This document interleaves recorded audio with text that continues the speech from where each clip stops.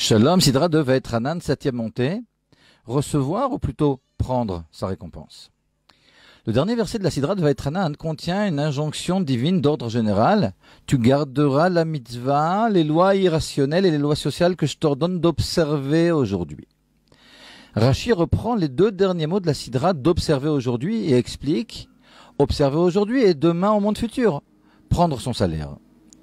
Une première lecture pourrait laisser croire que Rashi veut ici nous dire ce monde-ci est celui du travail. La récompense pour ce travail ne sera donnée qu'au monde futur.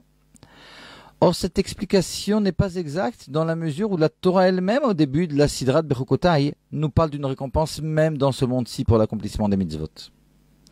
C'est en relisant le commentaire de Rashi que l'on peut trouver la réponse. Rashi ne nie pas l'existence d'une récompense donnée par Dieu même dans ce monde-ci. Il parle ici d'autre chose. Ce n'est qu'au monde futur que l'on pourra prendre son salaire. La récompense donnée dans ce monde-ci pour l'accomplissement des mitzvot n'est pas toujours reçue. En effet, des fautes commises parallèlement risquent d'entraver la descente de cette récompense de la main de Dieu à ce monde matériel. L'homme qui arrive au monde futur pour sa part a déjà réparé ses actions. Ce qui lui est dû lui est nécessairement remis. L'impression est alors celle d'un salaire pris de droit. Ceci toutefois avec évidemment toute l'humilité qui s'impose.